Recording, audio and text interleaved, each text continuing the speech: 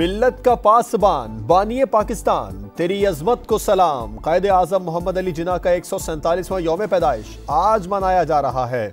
पूरी कौम अजीम लीडर को खिराज अकीदत पेश करेगी। मज़ार कायद पर गार्ड्स की तब्दीली की तकरीब कुछ देर बाद होगी।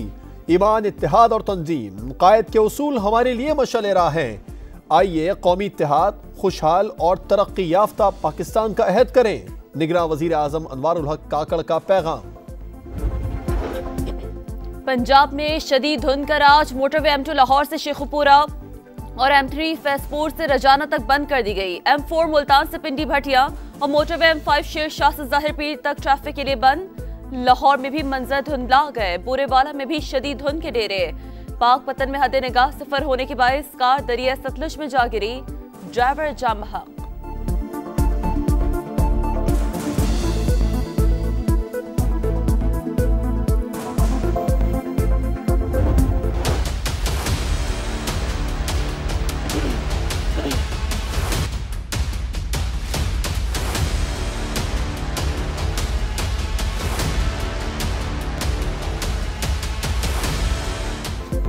इंतखाबात का माहौल बन गया। कागजात नामजदगी जमा कराने का मरहला मुकम्मल। जांच पड़ताल आज से शुरू होगी।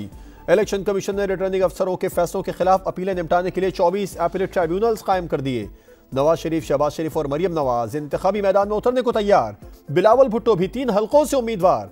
जहांगीर तरीन और अब्दुल अलीम खान कौमी और पंजाब असेंबली के इंतखाबात में हिस्सा लेंगे। मौलाना फजलुर रहमान, चौधरी परवेज इलाही, खालिद मकबूल सिद्दीकी ने भी कागजात नामजदगी जमा करवा दिए। 10 अक़लियती नशिस्तों पर 150 उम्मीदवार आमने सामने।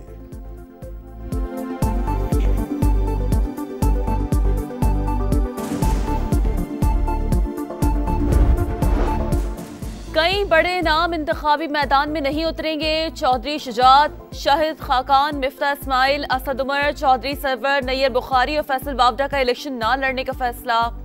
आसफा भुट्टो ने कारकुनों की ख्वाहिश के बावजूद कागजात जमा न कराए।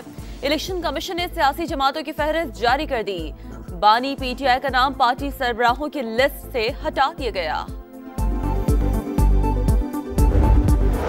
पंजाब में उम्मीदवारों से कागजात नामजदगी छीनने और पुलिस मदाखलत की शिकायत। सूबाई इलेक्शन कमिश्नर का चीफ सेक्रेटरी और IG को मरासला। कहा शिकायत पर कार्रवाई नहीं हुई।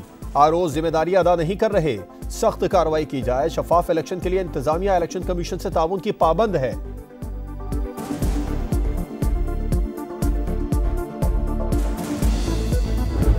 मियां साहब का पुराना नारा सुना होगा कि मुझे क्यों निकाला। इस इलेक्शन में मेरा ख्याल में मियां साहब का नारा होगा कि मुझे क्यों बुलाया। माजी के से जो भी हुआ है उससे हम सीख चुके हैं। रिलीफ तो बिल्कुल मुझे तो नजर आ रहा है कि मिल रहा है माशाल्लाह खान साहब को।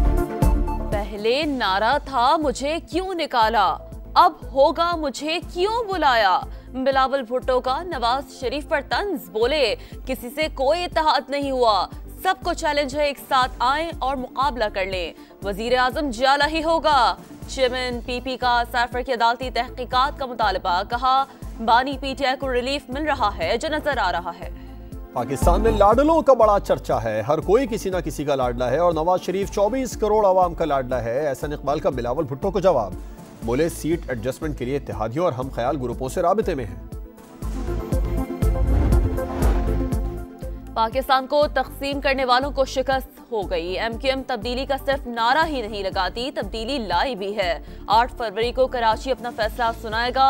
MQM रहनुमा खालिद मकबूल सिद्दीकी का कराची में जलसे से खिताब। कहा पाकिस्तान के खिलाफ साजिशों से निपटने के लिए कानून साजी करेंगे। इस्राएली फौज की दहशतगर्दी, फलस्तीनियों का कत्लेआम। 137 जिंदा शहरियों को गड्ढे में फेंक कर गोलियां बरसा दी। अलमगाजी कैंप पर बमबारी से शोहदा की तादाद 70 हो गई। मुतअद्दिद जख्मी। अस्पताल जख्मियों से भर गए। खान यूनिस में मुतअद्दिद इमारतें तबाह। 20 शहरी जान से गए। शोहदा की मजमूई तादाद 20,424 हो गई। जबालिया कैंप के करीब बमबारी से 5 इसराइली कैदी भी मारे गए। लाहौर के निजी अस्पताल में पुलिस का अमले से झगड़ा। सहाफियों और डॉक्टर्स पर भी तशद्दुद। DIG CIA के वालिद अस्पताल में जेर इलाज हैं। तल कलामी पर पुलिस फोर्स बुलाई गई। अस्पताल इंतजामिया का मौक़िफ़। वाक़े की इत्तला मिलने पर IG पंजाब और CCPO अस्पताल पहुंच गए। फौरी इंक्वायरी का हुक्म। वज़ीर आला पंजाब का notice. DIG CIA Malik Liaquat को मुअत्तल करके OSD कर दिया गया।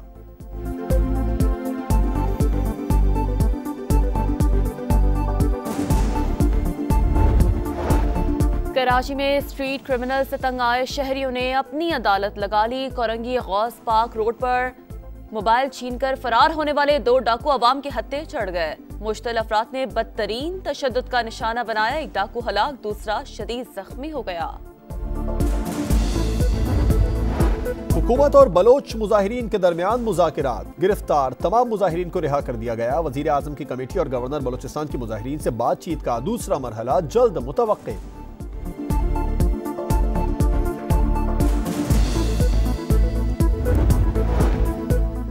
गुलजार शंबे को माफी मिल सकती है तो मुजाहिरीन की बात क्यों नहीं सुनेंगे।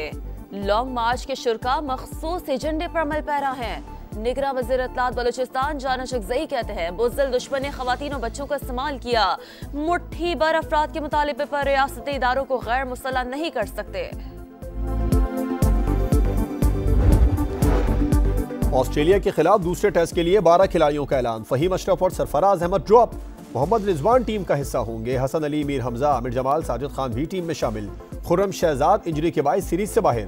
बॉक्सिंग डे टेस्ट कल से मेलबर्न में शुरू होगा।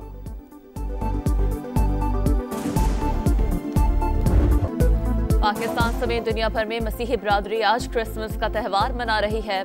शहर शहर रोशनियां और सजावट। फिनलैंड में सेंटा क्लॉज ने तकरीबात का आगाज किया।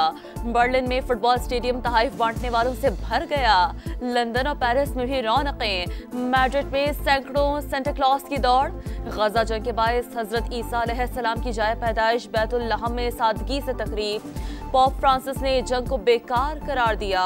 क्रिसमस सादगी से मनाने की अपील की।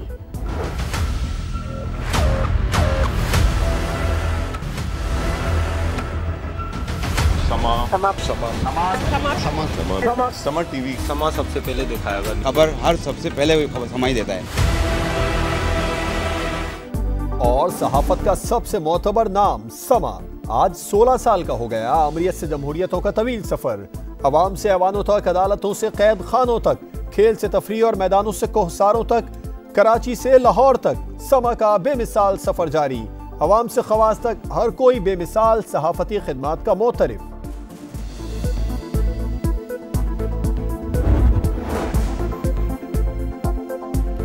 अहम खबर है, साबिक चेयरमैन पीटीआई और शाह महमूद के वकला को जमानती फैसले की तस्दीक शुदा नकुल जारी। फैसले की तस्दीक शुदा नकुल मचलखों के साथ खुसूसी अदालत में जमा कराई जाएंगी। मजीद जानते हैं सुहेल रशीद से। सुहेल, क्या ये नकुल जमा कराने के बाद रिहाई अमल में आ जाएगी?